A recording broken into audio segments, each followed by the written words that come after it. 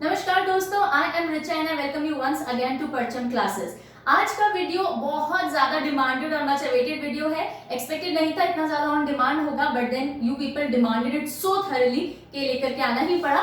So today we will be covering physical map of Europe, right. हमने world map series में सारे continents के political map discuss कर लिए थे और हमने एशिया का फिजिकल मैप भी डिटेल में पढ़ लिया था। आज का वीडियो है यूरोप के फिजिकल मैप के ऊपर। बिफोर आई स्टार्ट एक छोटा सा डिस्क्लेमर, अपने फोन की ब्राइटनेस 30% के आसपास सेट कर लीजिए तो सब कुछ विजिबल अच्छे से होगा। और बहुत जल्दी स्मार्ट पैनल लेके आ रहे हैं तो मैप से रिलेटेड या जो भी विजिबिलिटी इश्यूज हैं वो खत्म हो जाने चाहिए। I really hope. एनीवेज, ठीक है। सो ओके, जिन स्टूडेंट्स ने जब हमने यूरोप का पॉलिटिकल मैप करवाया था अगर नहीं देखा हो तो बेटर रहेगा अगर आप देख लो, जरूरी नहीं है पर थोड़ी सी हेल्प हो जाती है अगर आपको कंट्रीज की सारी पोजीशनिंग पता हो। हमने पॉलिटिकल मैप में सारे कंट्रीज यूरोप के न्यूमेरिक टेक्निक से याद किए थे। सो अगर आपने वो देखा होगा तो डेफिनेटली इस मैप में मदद मिलेगी। नहीं देखा हो तो भी आप आराम से देख के और सब कुछ समझ सकते हो, याद कर सकते हो। ठीक है, so let us now begin with today's session. So ये जो आपको ग्लोब के ऊपर ये ग्रीन ग्रीन पोर्शन दिख रहा है, मैं मार्कर से पढ़ाऊंगी, आप लोग बोलते हो मैम मार्कर यूज कीजिएगा। सो ये जितना भी ग्रीन पोर्शन दिख रहा है दिस इज यूरोप, राइट। कौन से नंबर का, if I talk about area wise हम अगर बात करें तो कौन से नंबर पे पड़ता है ये कॉन्टिनेंट? 6th नंबर पे। Asia, Africa, North South America, South America, then Antarctica, okay, and then Europe और फिर ऑस्ट्रेलिया पड़ता है। सो ये 6th नंबर पे आता है।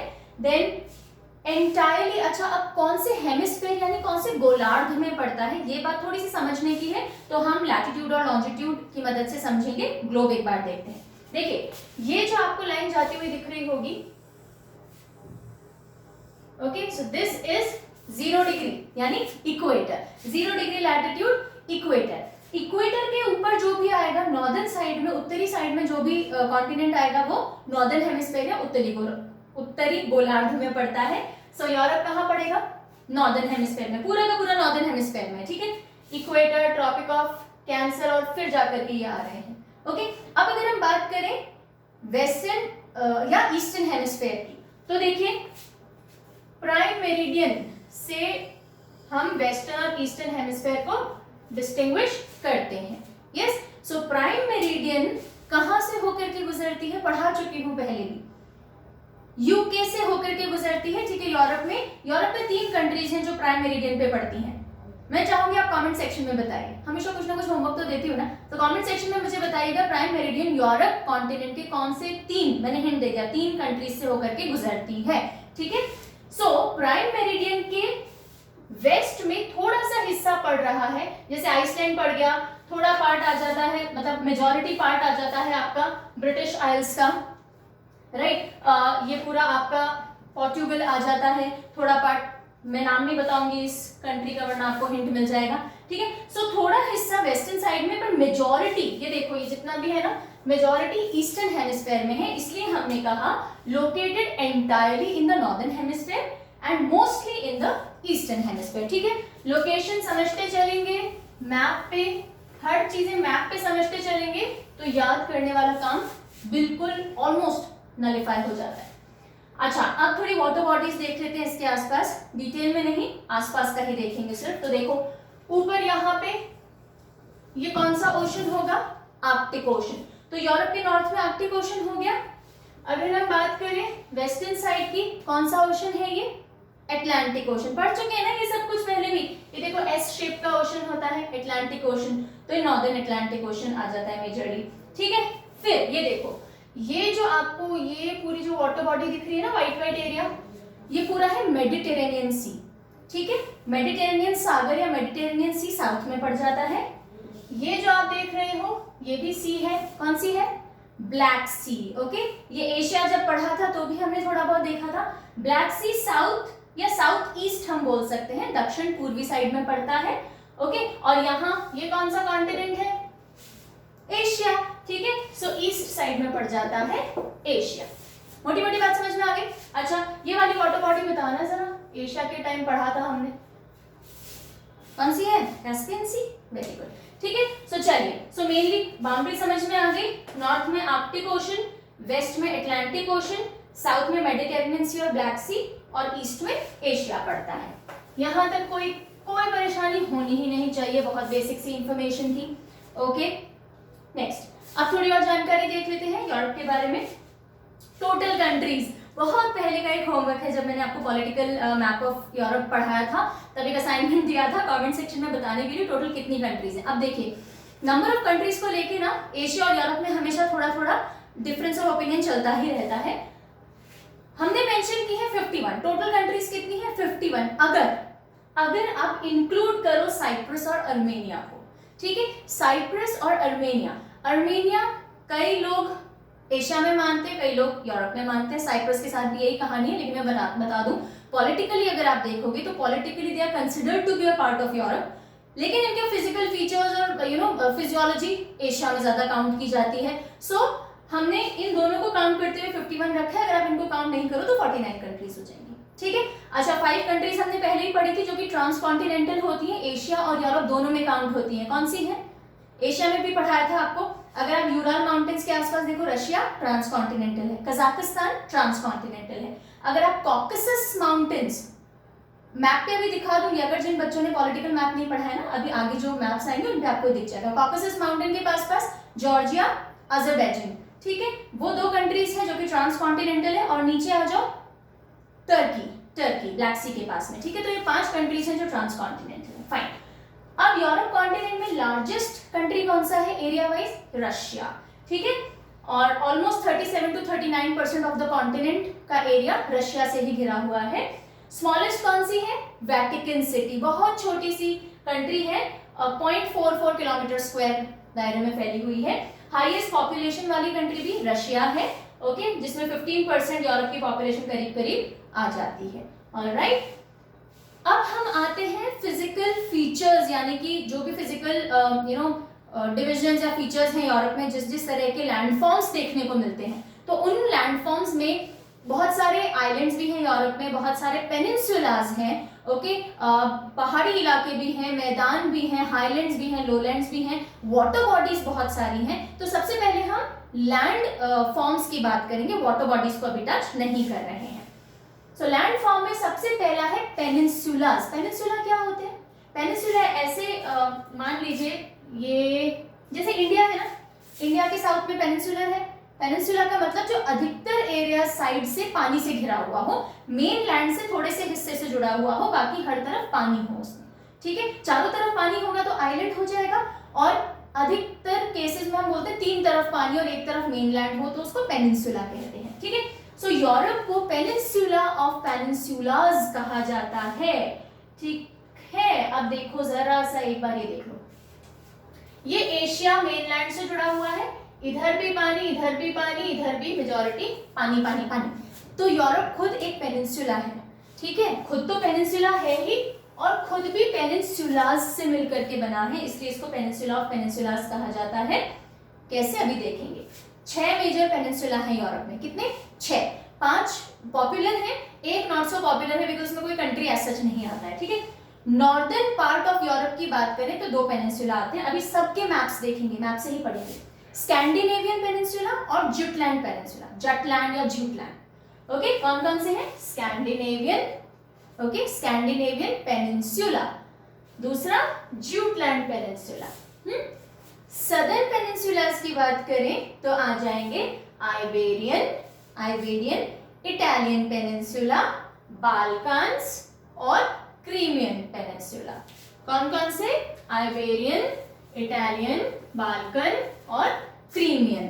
अब ये देखो, ठीक है, हर चीज में मैप आ जाएगा, डोंट वरी, सब आंखों से देखेंगे और तब याद करेंगे तो फटाफट सेट हो जाएगा। सो अगर हम ये नॉर्थ वाला साइड ले रहे हैं, ठीक है, इसमें ये जो आपको दिख रहा है, this is Scandinavian peninsula, Scandinavian peninsula. अब जिसमें देखो कौन कौन सी कंट्रीज हैं वो अभी आगे बता देंगे, एक बार लोकेशन मोटा मोटा देख लीजिए। फिर ये आ जाता है जुटलैंड पेनिनसुला, दिस, तो ये दोनों नॉर्दर्न एरिया में आ गए। अब ये साउथ में देख लो, आइबेरियन, इटालियन, बाल्कन और क्रीमियन पेनिनसुला, ठीक है। अब एक एक ले लेते हैं। सबसे पहले हम ले रहे हैं नॉर्थ में स्कैंडिनेवियन पेनिनसुला, इसमें 2 कंट्रीज आती हैं, एक आ जाएगा नॉर्वे, एक आ जाएगा स्वीडन। हमने बोला था ना नो स्वीट फिन, एक हिंट लिया था, no sweet fin, Norway, Sweden और फिनलैंड, तो फिनलैंड पेनिनसुला में नहीं आता बिकॉज फिनलैंड ये वाला एरिया आ जाता है ना, ये अधिकतर एरिया पानी से घिरा हुआ नहीं है इसका। सो दो कंट्री आ जाएंगे स्कैंडिनेवियन पेनिनसुला में, नॉर्वे और स्वीडन। याद करने की जरूरत ही नहीं है, पॉलिटिकल मैप में याद कर ही चुके हैं हम। नेक्स्ट जुटलैंड पेनिनसुला, ये वाला जो हिस्सा है ना, दिस इज कॉल्ड जुटलैंड पेनिनसुला। इसमें मेजरली डेनमार्क आता है, डेनमार्क के जितने भी आइलैंड्स हैं, और थोड़ा हिस्सा नॉर्दर्न पार्ट ऑफ जर्मनी का, ये जर्मनी है, थोड़ा हिस्सा इसका भी काउंट कर लिया जाता है। सो जुटलैंड पेनिनसुला में मेजरली डेनमार्क है ना, डेनमार्क खुद बहुत सारे आइलैंड से मिलकर के बना हुआ है, छोटे छोटे बहुत से आइलैंड्स हैं डेनमार्क के अंदर, और northern portion of Germany. Next अब आ जाते हैं साउथ साइड में, यूरोप के सदर्न पोर्शन में, तो इसको बोलते हैं आइबेरियन पेनिनसुला। ये भी हमने पॉलिटिकल में एक बार इंट्रोड्यूस कर दिया था। आइबेरियन पेनिनसुला में कौन कौन सी कंट्रीज पड़ रही हैं? पोलैंड, स्पेन, और यहां पड़ता है अंडोरा। कौन सी कंट्री? अंडोरा। याद है यूपी वाले भैया की गर्लफ्रेंड स्पेन की थी, हम फोटो ले रहे थे। यस, सो पोर्टुगल, स्पेन और अंडोरा, ये तीन मिलकर के बनते हैं आइबेरियन पेनिनसुला। नेक्स्ट हम आते हैं इटालियन पेनिनसुला। ये बहुत पिक्यूलियर अलग से दिख जाएगा, देखो इटालियन शू जैसा दिखता है, ये बूट्स होते हैं ना इटालियन बूट्स, उनके जैसा दिखता है, तो इसको बोलते हैं इटालियन पेनिनसुला। इसमें तीन कंट्रीज आएंगी। ये सबसे बड़ी कंट्री तो दिख ही रही है हमें, इटली, ठीक है। दो छोटी छोटी कंट्रीज और होती हैं इसमें, एक है ये सैन मरीनो, सैन मरीनो, और एक है यूरोप की सबसे छोटी कंट्री कौन सी है? वो वेटिकन सिटी। तो ये आ गई वेटिकन सिटी। ये दो ऐसी कंट्रीज हैं जो हर तरफ से इटली से घिरी हुई है, ठीक है, इटली के बीच में एक कंट्री है, right. So San Marino and Vatican City. Next Balkan peninsula. Balkan peninsula की तो सारी कंट्रीज हमने ट्रिक टेक्निक की मदद से याद की थी पॉलिटिकल मैप में, आई होप यू रिमेम्बर। हाँ चलिए, स्लो क्रो बॉस है ना, तो वो सब था, सब टूट गया ना ऑल दैट। चलिए एनीवेज, सो ये इटालियन पेनिनसुला था यहाँ पे, उसके पास में ये जो पेनिनसुला है ये है बाल्कन पेनिनसुला, जो आपको ब्राउनिश कलर में दिख रहा होगा। अब इसमें टोटल 13 कंट्रीज आ जाती हैं। नाम मैं पढ़ देती हूँ, ये अल्फाबेटिकली मैं यहीं से पढ़ लेती हूँ। Albania, Bosnia Herzegovina, Bulgaria, Croatia, Greece, Macedonia, Moldova, Montenegro, Romania, Serbia, Kosovo, Slovenia and Turkey.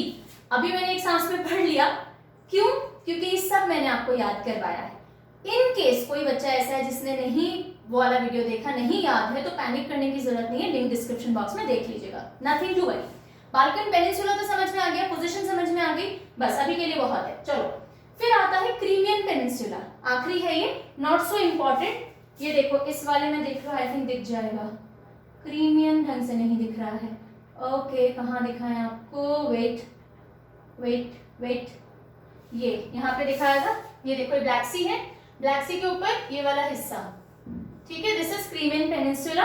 और यूक्रेन और रशिया के बीच में थोड़ी खींचातान चलती रहती है इसको लेकर के कि ये हमारे अंडर में आता है या हमारे अंडर में आता है, ठीक है। तो अभी फिलहाल भी ये डिस्प्यूटेड सा ही है।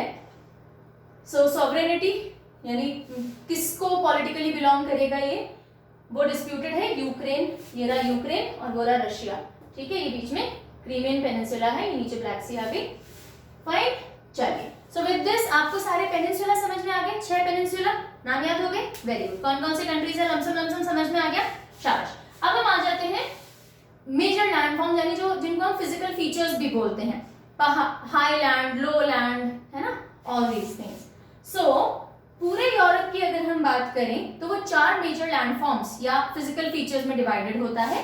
सबसे पहला है, अभी नाम पढ़ लीजिए, मैप पे ढंग से बाद में दिखाते हैं, वेस्टर्न अपलैंड्स या नदर्न हाईलैंड्स। यस, अब कई जगह वेस्टर्न अपलैंड बोलते हैं, कई जगह नदर्न हाईलैंड्स बोलते हैं, दोनों ही नाम है इस जगह के। ये जो आपको dot dot dot dot purplish दिख रहा है, ये सब है, राइट। अब देखो ये थोड़ा आगे तक भी रशिया ने दिखा रखा है।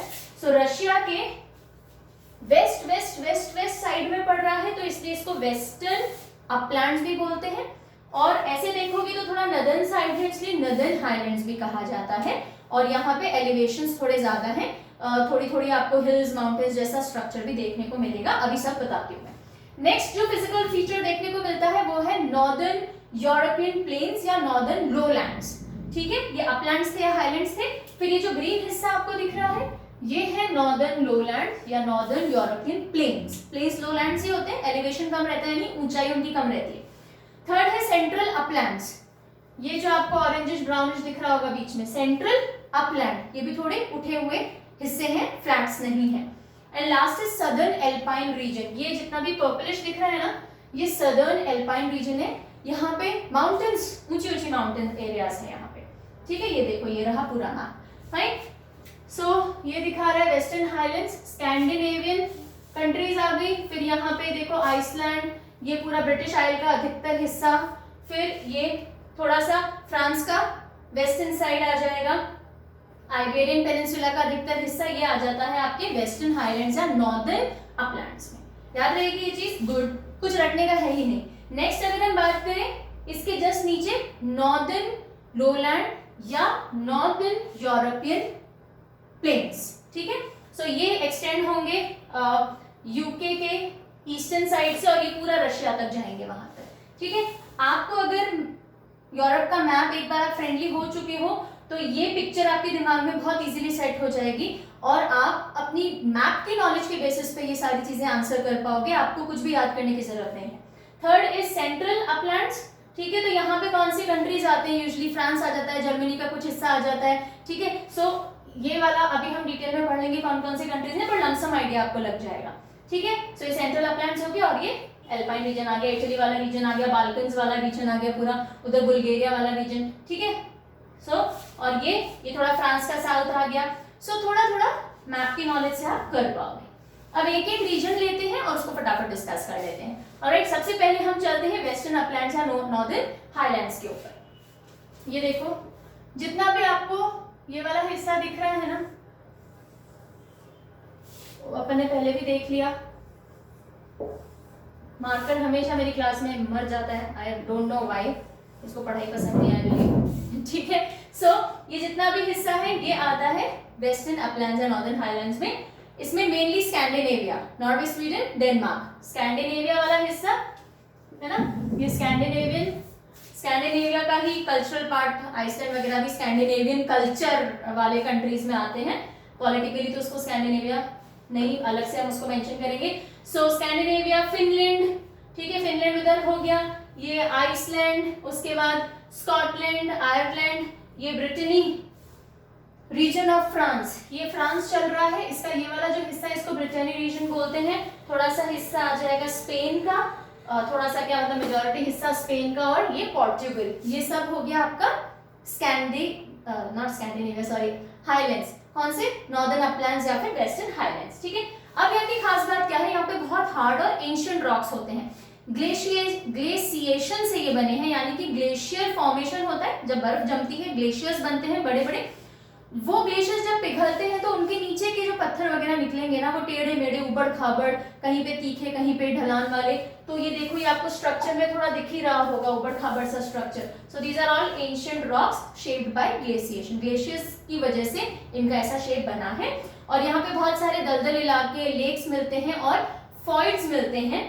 ये फॉयर्ड्स या फॉइड्स बोलते हैं, इसका क्या मतलब होता है, पतले लंबे लंबे गलियारे पानी के लैंड के अंदर तक आ जाते हैं, ठीक है। लंबा और पतला एक ऐसा पैसेज बन जाएगा या इनलेट बन जाएगा, जमीन के थोड़ा अंदर तक पानी आ जाएगा।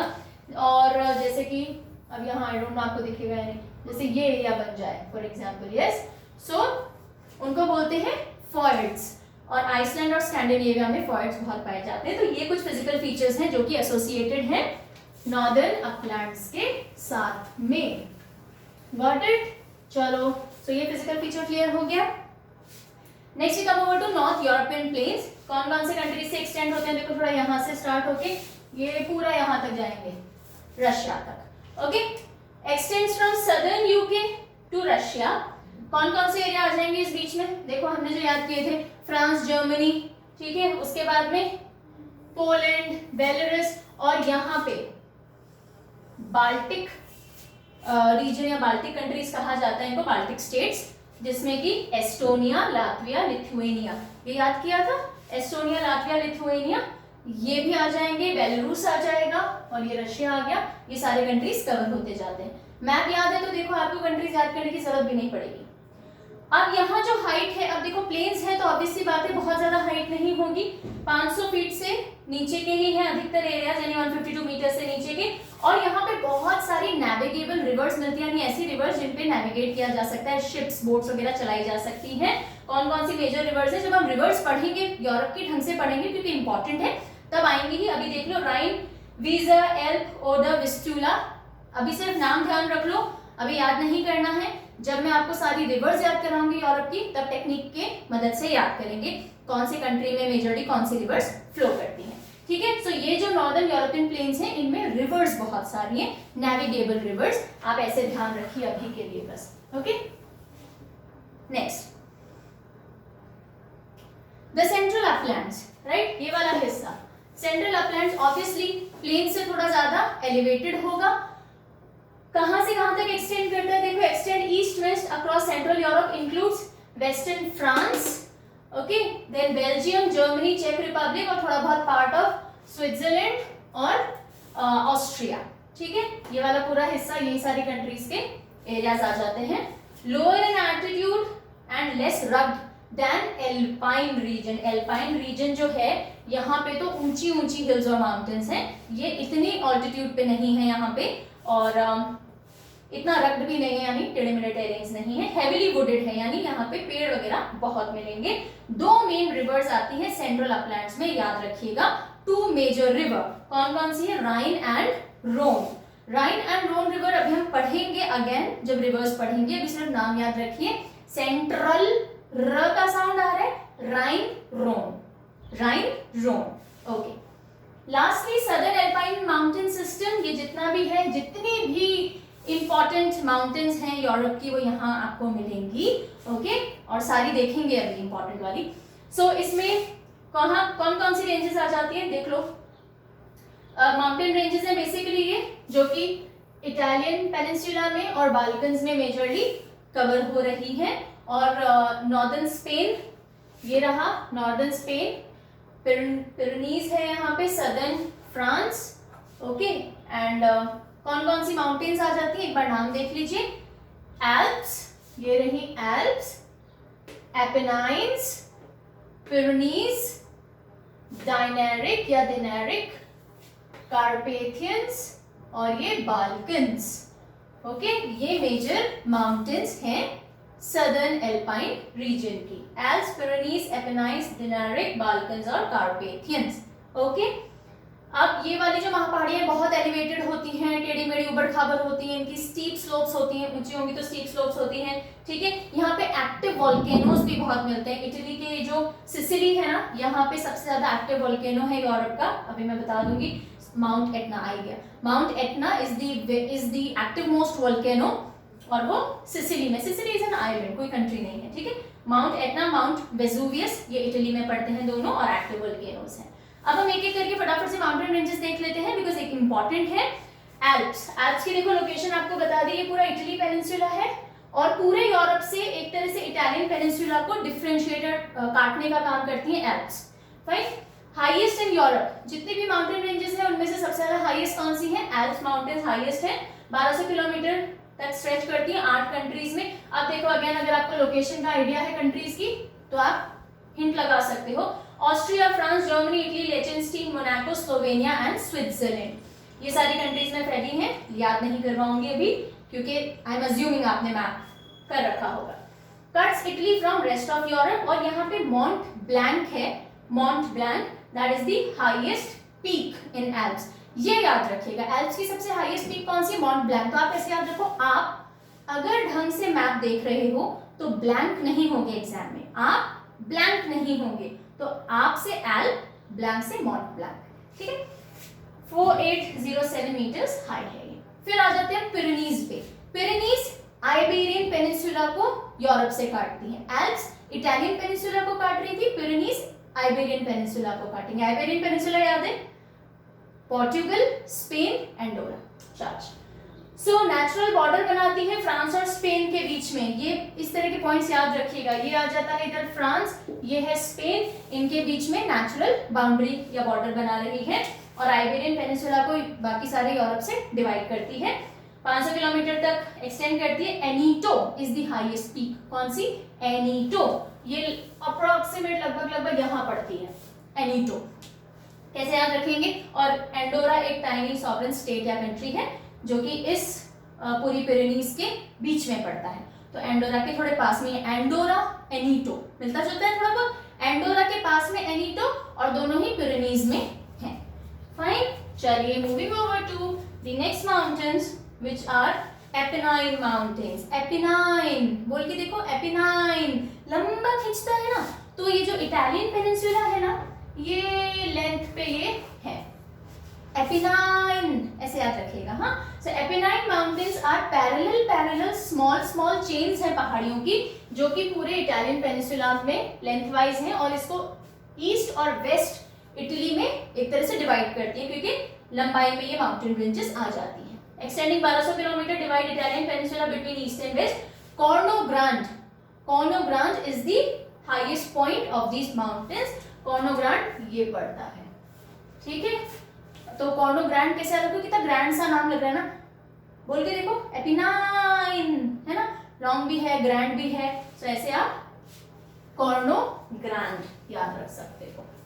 Next is the Balkan mountains. Balkan peninsula में पड़ेंगी बाल्कन माउंटेन्स है। अब देखो, ये साइबेरिया है, थोड़ा सा पॉलिटिकल मैप पकड़ना पड़ेगा। हाँ, साइबेरिया के पास में बुल्गारिया था, तो साइबेरिया के ईस्ट से और यहाँ पे ब्लैक सी, तो ब्लैक सी तक एक्सटेंडेड है। ये देखो, ये वाला हिस्सा ये बाल्कन माउंटेन्स आ जाती हैं।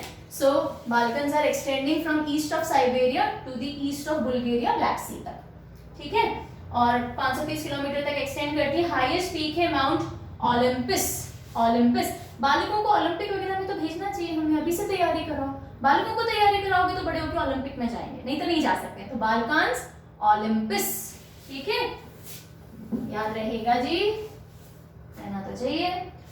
चलिए, बाकी और जो इंपॉर्टेंट माउंटेन रेंजेस है जल्दी से देख लेते हैं। एक है कॉकसस बताया है मैंने, एशिया और यूरोप की बाउंड्री डिमार्केट करने में जियोलॉजिस्ट को और पॉलिटिशियंस को बहुत हेल्प की है इन्होंने, ठीक है। सो ये है ग्रेटर कॉकसस और ये है लेसर कॉकसस, राइट।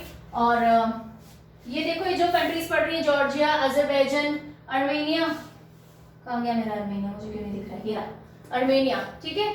ये करीब ट्रांस कॉन्टिनेंटल इसीलिए मानी जाती है बिकॉज ये कॉकसस पे पड़ती है। So mountain system in Eurasia, Europe और एशिया को साथ में यूरेशिया कहा जाता है। ब्लैक सी और कैस्पियन सी के बीच में पड़ती है। इधर है ब्लैक सी, उधर है कैस्पियन सी और बीच में आ जाता है कॉकसस माउंटेन्स वाला हिस्सा। They form natural barrier between Europe and Asia, okay. And highest mountain जो पूरे यूरोप का है माउंट एल्ब्रस। यूरोप भी ई से है, एल्ब्रस भी ई से है, नहीं तो ये तो इतना पिक्युलर है, याद रखना चाहिए आपको। माउंट एल्ब्रस वो पड़ता है कॉकसस माउंटेन में, कॉकसस एल्ब्रस साउंड सेम है। सो ये आ जाता है माउंट एल्ब्रस, 5642 मीटर्स ऊंचाई। फिर हम आ जाते हैं यूराल माउंटेन्स पे। यूराल माउंटेन भी आपको पता है यूरेशियन रीजन का, मतलब यूरेशिया का पार्ट माना जाता है। यूरोप और एशिया को डिमार्केट या डिफरेंशिएट करने में ये भी मदद करता है physically and politically. So conventional boundary बनाता है यूरोप एशिया की, 2500 किलोमीटर तक एक्सटेंड होता है और रशिया और कजाकिस्तान में फैली हुई है ये, इसीलिए रशिया भी ट्रांसकॉन्टिनेंटल है, कजाकिस्तान भी ट्रांसकॉन्टिनेंटल है। Mount Narodnaya is the highest point here, Narodnaya. अब ये रो मत भाई, रशिया और कजाकिस्तान के लिए रो मत, हम बांट देंगे, नरोदनय, ठीक है। ऐसे आप नारोद से नरोदनय याद रख सकते हैं। So this was all about the major landforms, जिसमें हमने 4 लैंडफॉर्म डिमार्केशन देख लिए यूरोप के और सारे मेजर माउंटेन्स भी पढ़ लिए। लास्ट लैंडफॉर्म्स में आता है आइलैंड्स। पेनिनसुला पढ़ लिए, बाकी सारे फिजिकल फॉर्म्स पढ़ लिए। अब हम आते हैं आइलैंड्स पे। Lot of islands are there, large islands भी हैं यूरोप में और स्मॉलर आइलैंड्स भी हैं। लार्जर आइलैंड्स में क्या क्या आता है देखो, एक तो ब्रिटिश आइल्स आ जाते हैं, ओके। उसके अलावा ब्रिटिश आइल्स में देख लो ग्रेट ब्रिटेन, आयरलैंड, आइसलैंड, ये रहा आइसलैंड, अलग है ये, ब्रिटिश आइल्स का हिस्सा नहीं। Iceland, Ireland, okay, Great Britain आ गया। उसके अलावा ग्रीनलैंड, अब ग्रीनलैंड फिर विवादास्पद हो गया। ग्रीनलैंड को हम पॉलिटिकली नॉर्थ अमेरिका का हिस्सा मानते हैं, लेकिन कल्चरली और फिजियोग्राफी के हिसाब से वो यूरोप का पार्ट माना जाता है। Greenland is the largest island in the world, ठीक है, इसलिए हमने यहाँ मेंशन कर दिया है। वो नॉर्थ अटलांटिक ओशन में पड़ता है, नॉर्थ अमेरिका का हिस्सा पॉलिटिकली काउंट किया जाता है। और स्मॉलर आइलैंड अगर आप देखोगे ना, ये जा रही है पूरी मेडिटेरेनियन सी, इसमें बहुत छोटे छोटे बहुत सारे आइलैंड्स हैं, और मेडिटेरेनियन सी में इन्हीं आइलैंड्स के आसपास छोटे छोटे वाटर बॉडीज को अलग अलग सी का नाम दे दिया जाता है। जब हम वाटर बॉडीज पढ़ेंगे तो डिटेल में कवर करेंगे। तो देखो, बेलियारिक आइलैंड्स हो गए, कॉर्सिका, सार्डिनिया, सिसिली, ये सारे ऐसे आइलैंड्स हैं। ये कॉर्सिका, सार्डिनिया, सिसिली सब इटालियन पेनिनसुला के आसपास है, और सिसिली में ही सबसे ज्यादा एक्टिव वोल्केनो कौन सा था, मैंने बताया भी था, माउंट एटना। इतना एक्टिव है, ठीक है, तो Sicily. So these are all the islands of Europe. So इसके साथ में लैंड फॉर्म सारे खत्म हो गए, और जितने भी वाटर फॉर्म्स हैं वो सागर यानी सी हो, या फिर रिवर्स हो सारी, या फिर स्ट्रेट्स, है ना, जो पैसेजेस होते हैं, नैरो पैसेजेस वाटर के बीच में। तो ये सारे हम डिटेल में नेक्स्ट क्लास में कवर करेंगे, because again I did not want to make a larger video, आपका कॉन्सेंट्रेशन किल हो जाएगा ज्यादा लंबे वीडियो में। सो जल्दी ही मिलते हैं नेक्स्ट वीडियो में, जिसमें हम सारे वाटर बॉडीज पढ़ेंगे यूरोप से related. After that the entire continent will be done for us. So जुड़े रहिए, you can follow us if you want, you can follow me on my insta ID Richa Puri 2325, Facebook पे I am with the name Richa Sharma, and Facebook page Parcham का है, Insta page Parcham का है, website आपके लिए है। वेबसाइट बीच में 2 दिन मेंटेनेंस के लिए रुक गई थी, बिकॉज हम उसमें कुछ अपडेट्स करवाते रहते हैं। So now it is fully functional, आप वहां जाके क्विजेस ले सकते हो, डेली करंट अफेयर्स वहां अपडेट होती है, सब्सक्रिप्शंस हैं आने वाले फ्यूचरिस्टिक करंट अफेयर्स के। So there is a lot, PDFs हैं। सो जो भी पॉसिबल सपोर्ट हम दे रहे हैं, so that is it people.